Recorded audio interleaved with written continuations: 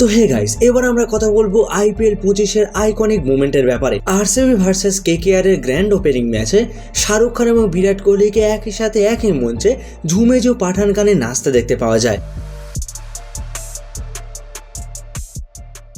এবং ফ্যানেরা এই বিষয়ে অত্যন্ত খুশি। আর এরই সাথে বলে রাখি, এই বছর আইপিএল এর কমেন্ট্রিতে আপনি ইরফান পাঠানকে দেখতে পাবেন না, কারণ ইরফান পাঠানকে কমেন্ট্রি প্যানেল থেকে বাদ দেওয়া হয়েছে। এর কারণ হিসেবে বলা হয়েছে যে তার কিছু নির্দিষ্ট খেলোয়াড়ের প্রতি কিছু পার্টিকুলার বায়াস রয়েছে, আর যেটা তিনি বারবার তার সোশ্যাল মিডিয়ায় এবং খেলার কমেন্ট্রির সময় উগরে দিয়েছেন। আর এই বিষয়ে ব্রডকাস্টাররা একদমই খুশি নন, তাই তারা এমন সিদ্ধান্ত নিয়েছেন। এবার আমরা কথা বলবো বিরাট কোহলির ক্রেজি একজন ফ্যানের ব্যাপারে। আপনারা জানেন, আগের দিন কেকেআর ভার্সেস আরসিবির খেলা কলকাতার ইডেন গার্ডেন্সের মাঠে ছিল। আর যারা একবার ইডেন গার্ডেন্সের মাঠে গিয়েছেন তারা জানেন সেখানে কত উঁচু উঁচু জাল দেয়া। ছেলেটি 13 ওভারে যখন বিরাট কোহলি রেস্ট করছিলেন তখন তার কাছে ছুটে এসে তার পা জড়িয়ে ধরে।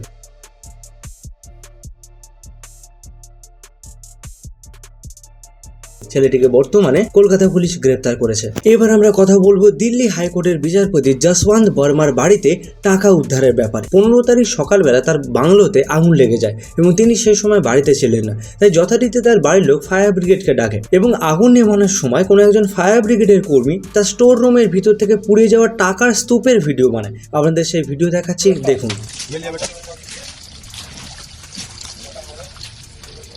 এবং এই ঘটনা বাইরে জানাজানি হওয়ার পরই তাকে তড়িঘড়ি করে এলাহাবাদ হাইকোর্টে ট্রান্সফার করে দেওয়া হয়। কিন্তু সুপ্রিম কোর্টের দাবি যে এই ট্রান্সফারের সাথে টাকা পাওয়ার কোনো সম্পর্ক নেই। আর এরপরই এলাহাবাদ বার অ্যাসোসিয়েশনের প্রেসিডেন্ট অনিল তিওয়ারি দাবি করেন, এলাহাবাদ কোর্ট কি ডাস্টবিন নাকি? আমরা সুপ্রিম কোর্টের ডিসিশনে একদমই খুশি নয়, আমরা কোনো দুর্নীতির সঙ্গেই আপোষ করব না। আর এরপরে সুপ্রিম কোর্ট থেকে তাকে সরিয়ে দেওয়া হয় এবং তিনি বর্তমানে কোনো জুডিশিয়ারি কাজকর্ম করতে পারবেন না এবং তার উপরে তদন্ত কমিটিও তৈরি করা হয়েছে। এবার কথা বলবো একজন ম্যাজিশিয়ানের ব্যাপারে, যিনি লাইভ টিভি শোতে ব্রুটালি এক্সপোজড হয়ে গিয়েছেন। নেশন টুডে নামে একটি নিউজ চ্যানেলে তিনি হাওয়ায় নারকোল উড়িয়ে দেখাচ্ছিলেন, কিন্তু সেই ভিডিওতে স্পষ্ট দেখা যাচ্ছে যে নারকোলটিকে একটি লাইলন দিয়ে বাঁধা রয়েছে। আর এই ভিডিও রিলিজ হওয়ার পরে হাইলি ক্রিটিসাইজ করা হয়েছে তাকে। প্রপার টিভি মিডিয়া যদি এসব করে আর কিছু বলার নেই। তাই জেনুইন খবর পেতে চ্যানেলটিকে অবশ্যই সাবস্ক্রাইব করে রাখুন। এবার কথা বলবো ধনশ্রী বর্মা এবং ইউজি চাহারের ব্যাপারে। আপনারা জানেন তাদের মধ্যে অফিসিয়ালি ডিভোর্স হয়ে গিয়েছে। ফটোশুটের সময় মিডিয়া ধনশ্রীকে জিজ্ঞেস করে ডিভোর্স সম্বন্ধে তার কি মতামত, এবং তিনি উত্তরে জানান তার নতুন রিলিজ হওয়া গানটি শুনতে।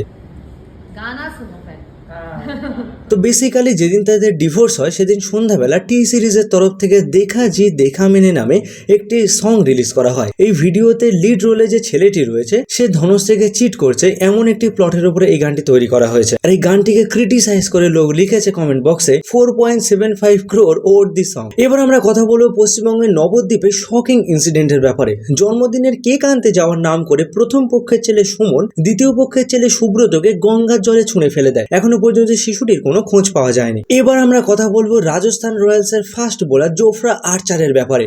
আইপিএল এর ইতিহাসে তিনি মোস্ট এক্সপেন্সিভ বোলার হিসাবে তার জায়গা করে নিয়েছেন। মাত্র 4 ওভারে 76 রান দিয়েছেন তিনি। এর আগে এই রেকর্ডটি ছিল গুজরাট টাইটান্সের মোহিত শর্মা, যিনি 4 ওভারে কোনো উইকেট ছাড়াই 73 রান দিয়েছিলেন। আপাতত আজকের মতো এইটুকুনি।